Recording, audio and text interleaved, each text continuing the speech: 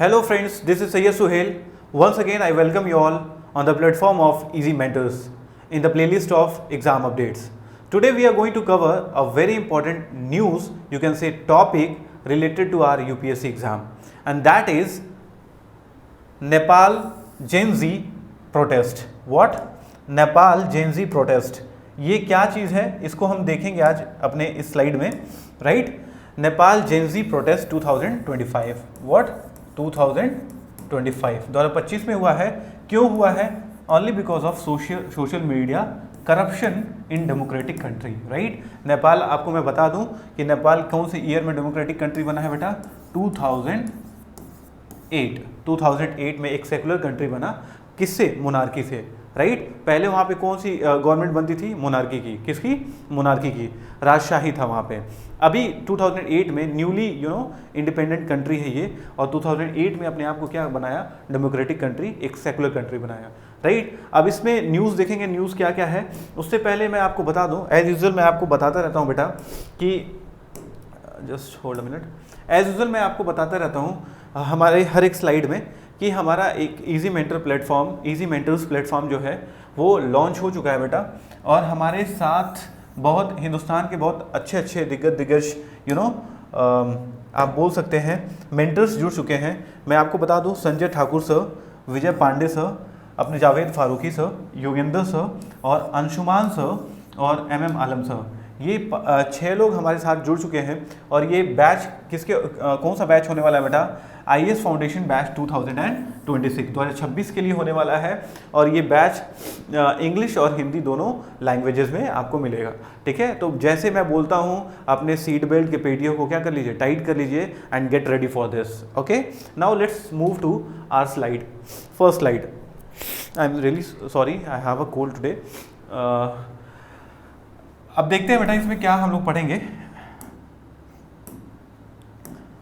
What to be discuss, क्या पढ़ना है हमें, ठीक है। किसी भी चीज़ को पढ़ने से पहले हम एक सिनॉप्सिस तैयार कर लेना चाहिए। जैसे एग्जाम पेपर्स में हम लोग लिखते हैं ना सिनॉप्सिस, उस सिनॉप्सिस को रेडी कर लेना चाहिए। और ये सिनॉप्सिस मेरा क्या है, आप देखिए, वाई इन न्यूज़ में क्यों है। सबसे बड़ी चीज़ और सबसे इंपॉर्टेंट चीज़ यही है कि न्यूज़ में क्यों चल रहा है। दूसरी चीज़ क्या है? मेन कॉजेज, इसके रीजंस क्या हैं। जो रिवॉल्यूशन हो रहा है, जेन ज़ी रिवॉल्यूशन हो रहा है, उसके मेन कॉज क्या है, ठीक है, उसको देखेंगे। प्रोज ऑफ द प्रोटेस्ट, यानी जो प्रोटेस्ट हो रहा है बेटा, उसके बेनिफिट्स, उसके एडवांटेजेस क्या है, राइट। फिर उसके बाद हम लोग देखेंगे कॉन्स, देखेंगे बेटा। कॉन्स मीन्स डिसएडवांटेज या डीमेरिट क्या है उस प्रोटेस्ट का, जो प्रोटेस्ट चल रहा है बेटा। मैं बता दूं, सितंबर 4 से प्रोटेस्ट चल रहा है बेटा, और 2 सितंबर 10, ठीक है। 4 सितंबर से 10 सितंबर मतलब कल तक रहा है, ठीक है। फिर उसके बाद हम लोग देखेंगे solution, short term and long term, दोनों टाइप के सॉल्यूशन हम लोग देखेंगे बेटा। मास यू को बोल सकते हो कि एकदम गैदर्ड हो गए लोग, रोड पे, सड़कों पे आ गए वहाँ के यूथ। और इससे किससे जोड़ा जा रहा है? जेन जी से जोड़ा जा रहा है। किससे जोड़ा जा रहा है? जेन जी से, जेन जी, ओके। अभी मैं आगे बताऊंगा जेन जी क्या है, जेन वाई क्या है, जेन अल्फा क्या है, ये सारी चीज़ें मैं बताऊंगा। थोड़ा सा उसको भी कॉन्सेप्ट मैं क्लियर कर सकता हूँ। वे फॉरवर्ड क्या सॉल्यूशन होगा बेटा? यूपीएससी क्वेश्चन देखेंगे एज यूजुअल, जैसे हम लोग देखते हैं, प्री के देखते हैं और मेंस के देखते हैं। और सबसे बड़ी बात, इंपॉर्टेंट चीज़ है कि सिलेबस किससे रिलेटेड है, ये टॉपिक किस सिलेबस से। तो मैं बता दूं, GS paper 2 polity governance and international relation से ये क्या कर रहा है? टच कर रहा है। और कुछ इसके पार्ट्स जो है GS 3 यानी इकोनॉमी से भी टच कर रहे हैं। किससे? इकोनॉमी। किससे? Economy. Getting my point? GS paper 3। अब देखते हैं नेक्स्ट स्लाइड में हम क्या पढ़ने वाले हैं, क्या होने वाला है नेक्स्ट स्लाइड में। देखिए, वाई इन न्यूज़ में क्यों है। एज यूजुअल हर एक चीज़ जो भी करंट अफेयर हम लोग कवर करते हैं तो न्यूज़ के बारे में पढ़ते हैं, न्यूज़ में क्यों है, ठीक है। तो पहला न्यूज़ में क्या है बेटा? Social media ban. क्या? सोशल मीडिया बैन 4 सितंबर, मैंने बताया। Government block 26 social media platform. How many? 26 एक दिन में 26 सोशल मीडिया प्लेटफॉर्म जो है बेटा, उसको बैन करना, ये बहुत बड़ा एक आप बोल सकते हो एक वर्स्ट डिसीजन हो सकता है किसी भी कंट्री का, किसी भी गवर्नमेंट का। आप रीज़न देते, ब्लॉक करने से पहले, बैन करने से पहले हमारे उस कंट्री के यूथ को, उस कंट्री के सिटीजन्स को अकाउंटेबिलिटी देते, ट्रांसपेरेंसी देते कि क्यों हम बैन कर रहे हैं। विदाउट एनी इन्फॉर्मेशन आप ये एक तरीके का क्या बोल सकते हो आप, डिक्टेटरशिप कंट्री बोल सकते हो। एज अ डिक्टेटर हम कोई भी डिसीजन ले सकते हैं without any taking the help of country man और सिटीजन्स। तो ऐसा नहीं चलेगा। अभी सभी लोग एक मॉडर्न एरा में जी रहे हैं और they know what is there right, okay, according to the law, with constitution also, right. तो सभी लोग अवेयर हैं इस चीज़ को लेके और अपने राइट्स एंड ड्यूटी को जान रहे हैं। इलिटरेट कोई नहीं रह गया है। तो गवर्नमेंट ये चाहे कि अचानक से कोई भी रूल्स चेंज कर दे, रेगुलेशन ला दे, तो ये नहीं पॉसिबल नहीं हो पाएगा, ठीक है। पहले का ज़माना गया। अभी कितने प्लेटफॉर्म बैन हुए बेटा at a time? 26, and that is bad decision I can से from the PM of Nepal, right. Mass protest. अब मैं बता दूं बेटा, जेनजी क्या है। हमारे 3 तरीके के जनरेशन होते हैं। कितने तरीके के? 3 तरीके के जनरेशन होते हैं। I will tell you here. First is Gen Y, okay, second one is Gen Z, right, and the third one is Gen Alpha. What? Gen Alpha. मैं आपको बता दूं बेटा 1996 से लेके 2012 तक जिन्होंने क्या है जन्म लिया है, बर्थ लिया है, इन ईयर के दौरान उसको क्या बोलते हैं? जेन जी बोलते हैं। 2013 के बाद से क्या बोलते हैं? जेन अल्फा बोलते हैं, राइट। और जेन वाई क्या बोलते हैं बेटा?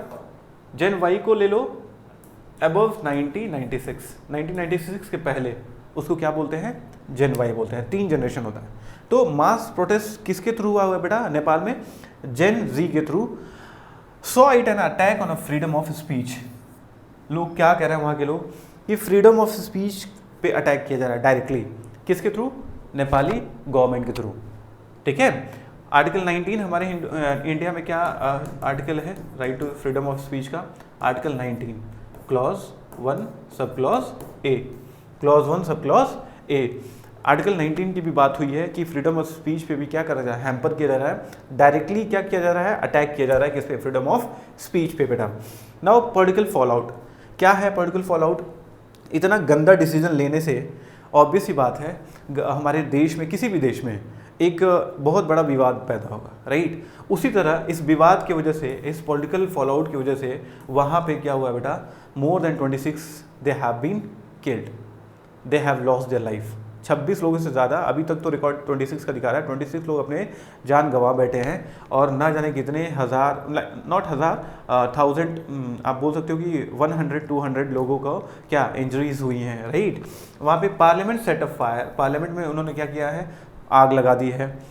PM KP Sharma Oli resigned. Optional question में कि KP Sharma who is the prime minister of Nepal? KP Sharma Oli, आपको याद रखना पड़ेगा, ये important exam point of view से, राइट। और कितने प्लेटफॉर्म बैन किए गए हैं? This is important. रीज़न क्या है? रीज़न क्या है, क्यों बैन हुआ, क्या है क्या नहीं है, उसके बारे में हम लोग देखेंगे। रीज़न क्या है? Companies fail to register with Nepal's ministry communication under new regulation. क्यों ये बैन हुआ? क्योंकि कंपनीज को क्या नोटिस भेजा गया था कि हमारे नेपाल के ministry communication, Nepals ministry communication के अंदर आपको क्या करना पड़ेगा? रजिस्टर करना पड़ेगा। और डेडलाइन क्या दिया उन्होंने? 4 सितंबर। और उस डेडलाइन के अंदर उन्होंने अपने आप को रजिस्टर नहीं किया, इस वजह से वहाँ पे 26 प्लेटफॉर्म को, सोशल मीडिया प्लेटफॉर्म को बैन कर दिया गया। ये रीज़न था, ठीक है। आगे देखते हैं, आगे बढ़ते हैं। क्या है मेन कॉज? क्या है इसका मेन कॉज? क्या है बेटा? Immediate trigger. क्या है? अचानक से किसी चीज़ को ट्रिगर करना, जैसे ban on social media platform, पहला ही है, सबसे इम्पॉर्टेंट है। ये एग्ज़ाम में ऑप्शनल में भी दे सकता है कि सोशल मीडिया बैन करने के लिए या फिर डेमोक्रेसी हटाने के लिए, मोनार्की रूल लाने के लिए, तो इसमें से कौन सा ऑप्शन सही है। तो आपको ये पता करना पड़ेगा कि ban on the social media, और ये इमीडिएट ट्रिगर था। क्या था? इमीडिएट, अचानक से रूल चेंज कर देना, अचानक से रूल को ला देना, ये क्या होता है? इमीडिएट ट्रिगर होता है। Corruption and nepotism, corruption and nepotism यानी भ्रष्टाचार, नेपोटिज्म, भ्रष्टाचार के बारे में बात हुई है, नेपोटिज्म के बारे में बात हुई है, ये मेन कॉज है बेटा। Lavish lifestyle of political elites angered youth. अब क्या है बेटा, हम हिंदुस्तान का एग्जांपल ले लेते हैं।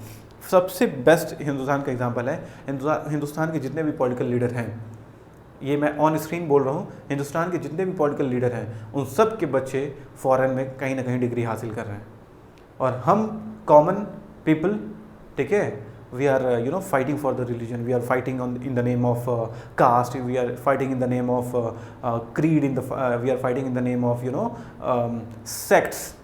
इस सब चीज़ों पे हम लड़ाई कर रहे हैं, और हमारे पॉलिटिकल लीडर्स जो हैं उनके बच्चे कहाँ? अब्रॉड एजुकेशन हासिल कर रहे हैं, राइट। तो वहाँ के यूथ को समझ में आ गई कि करप्शन भी है और नेपोटिज्म भी है, करप्शन भी है और नेपोटिज्म भी है। तो दूसरा मेन कॉज ये है, ठीक है, इमीडिएट ट्रिगर, दूसरा करप्शन एंड नेपोटिज्म। तीसरा है क्या बेटा? Economic frustration. इकोनॉमिक फ्रस्ट्रेशन मैं बता दूँ, जैसे जैसे हम लोग का एज ग्रो होता है बेटा, एज बढ़ता है, वैसे वैसे हम अपने आप को अगर इस्टेब्लिश नहीं होते हैं तो अपने आप को डीमोरलाइज करने लगते हैं, ठीक है। प्री कंसीव नोशन होता है कि लाइफ में अब क्या होगा, ठीक है। अब वहाँ पे क्या है? करप्शन भी है, नेपोटिज्म भी है। तो वहाँ के यूथ क्या है बेटा? नेपाल के यूथ मोर देन 20%, और you can say equal to 20% लोग क्या है? अनएम्प्लॉयड हैं। और वही अनएम्प्लॉयड जेनजी जो 27-28 साल के बीच में है, उसी को जेनजी बोला जाता है, और वही जेनजी क्या है? अनएम्प्लॉयड है। इस वजह से ये मास क्या हुआ, आप कह सकते हैं मास प्रोटेस्ट हुआ है नेपाल में, ठीक है। They are not focusing on the employment, they are focusing on the social media. This is the main issue I can say. The fourth one is political instability. Political instability का मतलब क्या है बेटा? पहले नेपाल क्या था? मोनार्की कंट्री थी। क्या थी? मोनार्की कंट्री थी। वहाँ पे राजशाही चला करता था। 2018 में बहुत newly born, it is a new born baby of like a democratic country, ठीक है। ये न्यू बॉर्न बेबी है, एक नवजात शिशु है। अभी 2008 में ये क्या हुआ है? डेमोक्रेटिक हुआ है। और ये भी बेस्ट एग्जांपल है बेटा कि 2008 से लेके अभी तक कोई भी ऐसी गवर्नमेंट नहीं है जो कंप्लीट टेन्योर को कंप्लीट करी हो। मीन्स अगर एक गवर्नमेंट कोई बनाता है तो 5 साल की गवर्नमेंट होती है। तो आज तक नेपाल में कभी भी कोई भी गवर्नमेंट, कोई भी पॉलिटिकल पार्टी अगर गवर्नमेंट बनाई है, उसका कंप्लीट टेन्योर नहीं रहा है। ये भी एक नाराज़गी है यूथ के लोग, मतलब वहाँ के यूथ के अंदर और वहाँ के लोगों के अंदर। For example Sri Lanka 2002 crisis, Sri Lanka crisis को हम लोग जानते हैं, protests flooded by the corruption and economy collapse. जिस भी कंट्री में करप्शन स्टार्ट हो जाएगा, वहाँ की डेमोक्रेसी भी वीक होगी और जीडीपी भी वीक होगी। इकोनॉमिकली हम लोग क्या हो जाएंगे? वीक हो जाएंगे। तो हम लोग इतने पढ़े लिखे हैं कि अपने कंट्री को बचा सकते हैं, किससे? करप्शन से बेटा। और इस पे हम देखेंगे प्रोज क्या है। प्रोज मीन्स क्या होता है? बेनिफिट बोल सकते हो, एडवांटेज बोल सकते हो, मेरिट्स बोल सकते हो, राइट। तो प्रोज क्या है इस प्रोटेस्ट के? ये जो प्रोटेस्ट चल रहा है नेपाल में, इसके फायदे क्या हैं, ठीक है, मेरिट क्या है? पहला क्या है? अकाउंटेबिलिटी। सबसे पहली चीज़, इस प्रोटेस्ट के बाद नेपाल में अगर कोई भी डिसीजन लिया जाएगा तो यूथ को भी शामिल किया जाएगा, पक्का है, क्योंकि वहाँ की यूथ बहुत एक्टिव है। मैंने देखा हिंदुस्तान की अगर कंपेयर करें तो कहीं ज़्यादा यूथ वहाँ पे बहुत एक्टिव है। देखो पल भर में डिसीजन को क्या किया? They have to change and they had changed already on the 10th of September। 10 तारीख को, 4 तारीख को स्टार्ट हुआ, 10 तारीख को क्या हुआ? ख़त्म हो गया, ठीक है। तो अकाउंटेबिलिटी यानी हर एक चीज़ बहुत क्रिस्टल क्लियर होना चाहिए वहाँ पे। PM resign, government withdrew ban. PM ने, prime minister KP Sharma Oli ने क्या किया है? रेजिग्नेशन दे दिया है अपने पोस्ट से, अपने गद्दी से, और गवर्नमेंट क्या कर दी? उस बैन को विड्रू, हटा दी, ठीक है। Youth mobilization, Gen Z asserted political voice. क्या है बेटा? जेनजी। फिर मैं बता रहा हूँ जेनजी किसको बोलते हैं। 1996 से लेके 2012 के बीच में जिनकी भी पैदाइश हुई है, जो भी बर्थ लिया है बेटा, उसको क्या बोलते हैं? जेनजी। यूथ मोबिलाइजेशन, यूथ भी क्या कर रहा है? पॉलिटिक्स की चीज़ों को समझ रहा है, जान रहा है, उसमें इंटरफेयर कर रहा है, right. Democratic pressure, curve on the authoritarian measures. क्या है इसको देखते हैं। डेमोक्रेटिक प्रेशर क्या, अगर हम डेमोक्रेटिक कंट्री में जी रहे हैं बेटा, हम अपने राइट्स, अपने ड्यूटीज़, अपने प्रोज एंड कॉन्स को समझ सकते हैं, ठीक है। तो उससे क्या होता है, हम अपने गवर्नमेंट से क्या बोल सकते हैं, चीज़ों को क्या रखिए, ट्रांसपेरेंट रखिए, ठीक है, रीजनेबल रखिए, क्रिस्टल एंड क्लियर रखिए किसी भी चीज़ को, ताकि हम चीज़ों को जान सकें, राइट। तो ये क्या हो गया, डेमोक्रेटिक प्रेशर हो गया बेटा। कोई भी हमारे हिंदुस्तान का एग्जाम्पल ले लीजिए, अभी कौन सा बिल पास हुआ है, गेमिंग, ठीक है, डेमोक्रेटिक है, डेमोक्रेटिक कंट्री है, और गेमिंग एक्ट जो हुआ है पास हुआ है बेटा 2025 में। क्यों हुआ, क्योंकि गेम से क्या करप्शन बढ़ रहे थे, क्या बढ़ रहे थे, करप्शन, लोग टैक्स इवेड कर रहे थे, क्राइम भी बढ़ रहा था। तो हमारी गवर्नमेंट ने क्या बताई, एक्सप्लेन करी पार्लियामेंट में, और पार्लियामेंट में अपोजिशन लीडर्स भी उसके फेवर में आए, और बिल क्या हुआ, पास हुआ ऑलरेडी।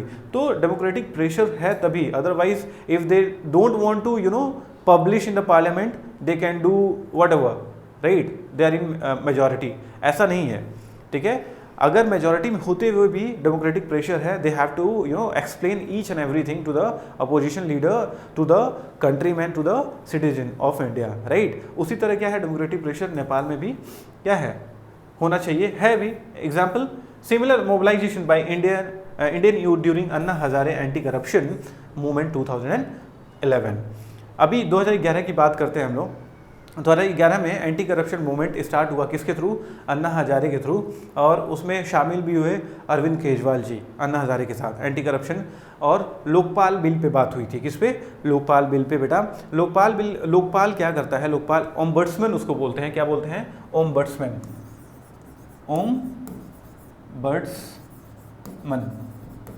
ओम्बड्समैन, ठीक है। Look after the corruption, look after the corruption. हमारे इंडिया में लोकपाल बिल है बेटा, नेशनल लेवल, डिस्ट्रिक्ट लेवल पे, नेशनल लेवल पे, स्टेट लाइक नेशनल लेवल पे और यूनियन लेवल पे, ठीक है। तो ये 3 लैडर है, तीनों लैडर में हम लोग क्या करते हैं, चेक एंड बैलेंस रखते हैं, किस डिपार्टमेंट में करप्शन हो रही है, नहीं हो रही है। उसके लिए लोकायुक्त भी अपॉइंट होते हैं, टोटल मेंबर 8 होते हैं, ठीक है। ये सारी चीज़ें हैं। तो इससे हम लोग अन्ना हजारे से भी कॉन्सेप्ट क्लियर कर सकते हैं कि 2011 में क्या हुआ, एंटी करप्शन के को लेके क्या हुआ, प्रोटेस्ट हुआ बेटा दिल्ली में। कॉन्स क्या है, मेरिट क्या है बेटा, सॉरी डीमेरिट क्या है, डिसएडवांटेजेस क्या है, वायलेंस।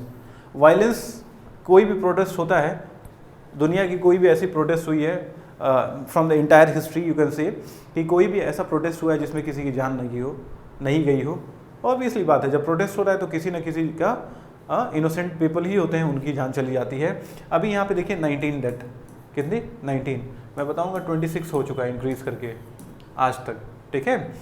19 डेथ हो चुकी है, 100 इंजर्ड हो चुके हैं, गवर्नमेंट बिल्डिंग्स बर्न। क्या वहाँ के यूथ ने क्या किया है, ये सही चीज़ नहीं है, इसको मैं फेवर नहीं करूँगा, सपोर्ट नहीं करूँगा, ठीक है। उन्होंने क्या कर दिया है, 26 लोग इस वायलेंस की वजह से 26 लोग की जान जा चुकी है, और 100 लोग से ज़्यादा क्या है, इंजर्ड हो चुके हैं। और पब्लिक प्रॉपर्टी को, यानी ऑफिशियल गवर्नमेंट ऑफिसेस को और पब्लिक प्रॉपर्टी को क्या कर रहे हैं, वो लोग डैमेज कर रहे हैं। तो this is wrong, this is actually wrong. और ये डायरेक्टली इनडायरेक्टली किसको अफेक्ट करेगा बेटा, GDP of that country, GDP of that country, ठीक है। उस कंट्री के GDP को डायरेक्टली इनडायरेक्टली इफेक्ट करेगा। इकोनॉमिक इम्पैक्ट, जैसे मैं बताया, tourism collapse, foreign tourist trapped. क्या हुआ, टूरिस्ट जो आते थे जाते थे, ठीक है, वो क्या हो चुका है, कोलैप्स हो चुका है। वहाँ पे टूरिज्म से क्या है, एक इनकम जनरेट होता था, क्या जनरेट होता था, इनकम, वो भी क्या होगा, टूरिज्म भी क्या होगा, कोलैप्स हो गया। और फॉरेन जो टूरिस्ट है वो ट्रैप हो चुके हैं, कहाँ पे, नेपाल में, जो नेपाल में है नेपाल में, जो इंडिया में है इंडिया में है। कर्फ्यू अभी भी लगा हुआ है, काठमांडू में कुछ प्लेस है वहाँ पे अभी भी कर्फ्यू लगा हुआ है, राइट। अब देखिए, और जो अथॉरिटेरियन बैकलैश, अथॉरिटेरियन बैकलैश देखेंगे, fear of stronger censorship in future, they have to be very vigilant, they have to be very vigilant, ठीक है। एग्जाम्पल क्या है बेटा, Hong Kong protest 2019, mass mobilisation but huge economic disruption. क्या होता है बेटा, कहीं भी क्या नाम है कि प्रोटेस्ट होता है बेटा, तो उस कंट्री का क्या होता है, इनडायरेक्टली डायरेक्टली जीडीपी क्या होता है और इकोनॉमी क्या होता है, फॉल होता है। क्या होता है, फॉल होता है। एग्जाम्पल क्या दिया गया है 2019 में हांगकांग में, ठीक है। आगे देखते हैं क्या है सॉल्यूशन, क्या हो सकता है इसका, मीन्स इसका मतलब हम लोग कैसे इसको सॉल्व कर सकते हैं, रिजॉल्व कर सकते हैं। सॉल्यूशन क्या है इसको देखेंगे। पहला क्या है, इंडिपेंडेंट प्रोब। क्या है, independent probe. Government promise panel inquiry and compensation. Government ने क्या किया है बेटा कि 15 दिन के लिए एक इन्वेस्टिगेशन एजेंसी को सेटअप किया है और कॉम्पनसेशन भी कह रहा है, जो भी जितने भी इसमें इंजर्ड हुए हैं, जो भी प्रोटेस्ट में शामिल हुए हैं, उनको कोई भी दिक्कत हुई है, यानी उस नेशन में, नेपाल कंट्री में किसी को भी कोई भी लॉस हुआ है, उसको हम कॉम्पनसेट करने के लिए रेडी हैं। और एक पैनल सेटअप किया है, बोला है 15 डेज़ के अंदर इंक्वायरी करना है और डिक्लेयर करना है कि what was the reason, exact reason. Dialogue, inclusion of youth in decision making. अब क्या करना है बेटा, सोल्यूशन क्या है, अगर कोई भी कंट्री, ये एग्जाम्पल है एक, आप बोल सकते हो कि साइटेशन ले सकता है हर एक नेशन, जितने भी दुनिया में जितने भी कंट्रीज़ हैं, एक साइटेशन इस नेपाल से ले सकता है कि अगर कोई भी हम डिसीजन लेते हैं तो यूथ को पक्का है, ज़रूर है, शामिल करें, ठीक है। क्योंकि हम कोई भी लॉ बनाते हैं बेटा तो डाइवर्सिफिकेशन उसमें होना चाहिए। क्या होना चाहिए, डाइवर्सिफिकेशन, और हर एक एंगल से उसको देखना है, ठीक है। ऐसा नहीं कोई रूल बना दो सिर्फ 60 ईयर्स के अबव के लिए और यूथ छूट जाए, ठीक है।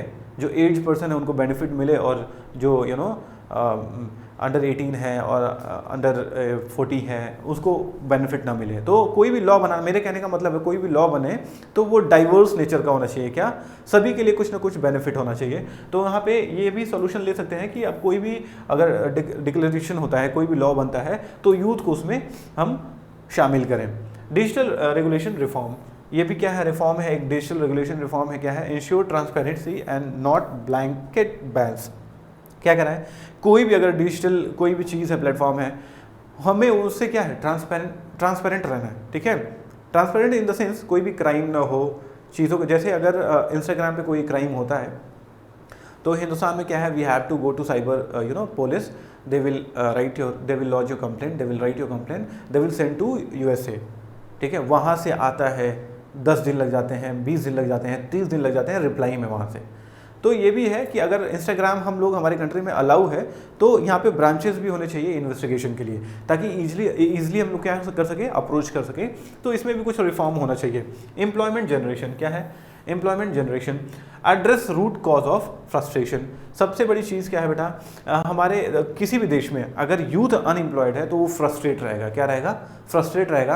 आप अपने घर ही में देख लीजिए, जो बच्चे बड़े होते हैं, ठीक है, जब 25 क्रॉस कर जाते हैं तो उनके ऊपर कुछ ना कुछ चीज़ें आने लगती हैं, बर्डन आने लगती हैं और वो फ्रस्ट्रेट रहते हैं। क्या रहते हैं, फ्रस्ट्रेट रहते हैं अपने लाइफ, अपने करियर को लेके। किसको लेके, लाइफ और करियर को लेके। तो ना जाने कितने, हम नेपाल में बता दिए कितने परसेंट, 20% बच्चे क्या हैं, अनएम्प्लॉयड हैं। तो वो क्या करेंगे, फ्रस्ट्रेट हैं, गवर्नमेंट कोई भी उल्टी सीधी हरकतें करेंगे, they will attack, right. Example देख लीजिए, Estonia's model of digital governance regulating tech with the accountability not bans.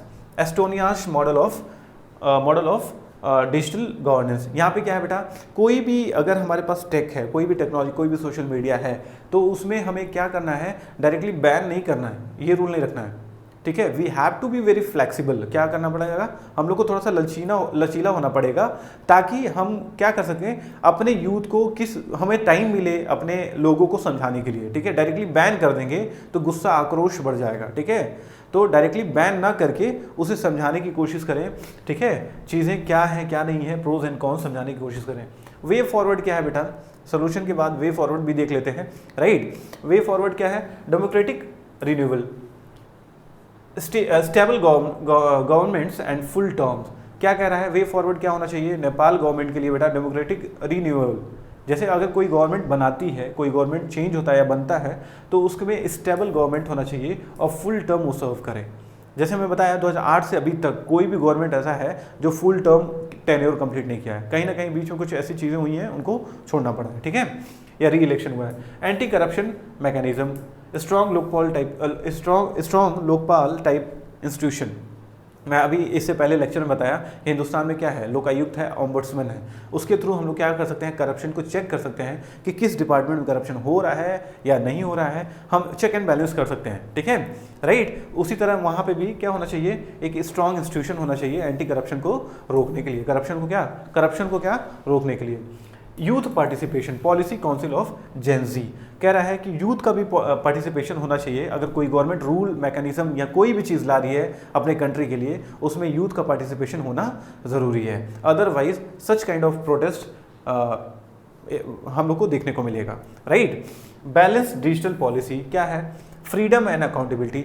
Balance digital policy means कोई भी चीज़ है, like take for example you know आप ले सकते हैं फेसबुक ले सकते हैं, व्हाट्सअप ले सकते हैं, तो उसमें हमें क्या होना चाहिए, फ्रीडम होना चाहिए यूज़ करने के लिए। पॉलिसीज़ बनाइए, रूल्स एंड रेगुलेशन बनाइए उससे रिलेटेड, और अकाउंटेबिलिटी भी होनी चाहिए ताकि हर चीज़ क्रिस्टल क्लियर हो, साफ सुथरा हो। National reconciliation national reconciliation dialogue across party line. क्या है बेटा, अलग अलग पार्टीज़ हैं, ठीक है, तो सभी लोग अपने पार्टीज़ को रिकन्सिलिएट करें, समझाएं एक दूसरे को, ठीक है। लर्निंग फ्रॉम इंडिया, इंडिया से हमको सीखने को मिलता है। Digital regulation must avoid blanket bans, focus on accountability. India से हम क्या करते हैं, एक सीख ले सकते हैं कि डिजिटल जो प्लेटफॉर्म है डायरेक्टली हम बैन ना करें, ना कि उस पर हम फोकस करें कि अकाउंटेबिलिटी, क्लैरिटी कैसे है, ठीक है। कोई भी चीज़ अगर हम यूज़ कर रहे हैं तो उसके लिए हम अकाउंटेबल हों, ठीक है, उससे क्राइम ना बढ़े, राइट। गवर्नमेंट भी ठीक ही सोचती है, ठीक है। अब देखते हैं बेटा, सेकंड लास्ट हम लोग स्लाइड में हैं, और यूपीएससी के एज यूजुअल जैसे भी कोई भी हम लोग टॉपिक कवर करते हैं तो 2 प्री के क्वेश्चन और 2 मेंस के क्वेश्चन को डील करते हैं, ठीक है। फिर से हम लोग आ चुके हैं उस पड़ाव पे। देखते हैं पहला क्वेश्चन क्या है बेटा, आप लोग आंसर दीजिएगा, ठीक है, कमेंट में, I will see that. The 2025 Gen Z protest Nepal व ट्रिगर्ड बाय, क्यों हुआ ये प्रोटेस्ट, जेन जी प्रोटेस्ट क्यों हुआ, क्यों, क्या रीज़न है। पहला, फ्यूल प्राइस हाइक, क्या ये सही है, रॉन्ग। सोशल मीडिया बैन, ये सही है। Election tax, wrong. Religious conflict, wrong. तो कौन सा इसमें सही है, social media ban. Social media ban की वजह से वहाँ पे कौन सा प्रोटेस्ट हुआ है बेटा, जेन जी प्रोटेस्ट, जेन जी। और जनरेशन कितने टाइप्स के होते हैं, 3 टाइप्स के होते हैं, जेन वाई, जेन जी, जेन अल्फा, राइट। दूसरा क्वेश्चन देखते हैं बेटा, which of the following was an underlying cause of Nepals 2025 protest. क्या कॉज है बेटा, क्या मेन रीजन है, कॉज भी हमने पढ़ा है, ठीक है, आप याद रखिएगा पहले स्लाइड में। ट्रेड एम्बार्गो फ्रॉम चाइना, गलत। Wide spread corruption and unemployment, true. Religious unrest, wrong. Natural disaster, wrong. यानी इसका भी बी ऑप्शन सही हुआ बेटा, wide spread corruption and unemployment, मतलब करप्शन बढ़ चुका है और अनएम्प्लॉयमेंट भी बढ़ चुकी है, इस वजह से ये क्या है, जेन जी प्रोटेस्ट हुआ है नेपाल में। दूसरा देखते हैं, मेंस के कुछ क्वेश्चन देखेंगे। पहला क्या है बेटा, discuss the role of social media in modern democratic protest, citing the cause of Nepal's 2025 Gen Z uprising। अब देखिए बेटा, हमारे डेमोक्रेटिक कंट्री में सोशल मीडिया का रोल क्या है, ठीक है, उसके बारे में हम डिस्कस करेंगे और साइट करेंगे जो जेन जी प्रोटेस्ट हुआ है नेपाल में, उसको भी साइट करेंगे, क्यों हुआ ये, ठीक है। ये सारी चीज़ें मेंशन कर सकते हैं आप अपने राइटिंग में। Critically examine the root of political instability in Nepal, suggest democratic reform to address recurring crisis। क्या कह रहा है कि आप इस एग्जामिन करिए, जेंजी जो प्रोटेस्ट हुआ है नेपाल में, पॉलिटिकल इनस्टेबिलिटी हुई है, सजेस्ट करिए कोई डेमोक्रेटिक एक रिफॉर्म सजेस्ट करिए जो इस क्राइसिस को क्या कर सके, रिकर कर सके, यानी सही कर सके, ठीक कर सके, उससे उभर के बाहर आ सके, ठीक है। तो ये 2 क्वेश्चंस हो गए मेंस के बेटा। That's for all today. We'll see in the next video. Thank you so much.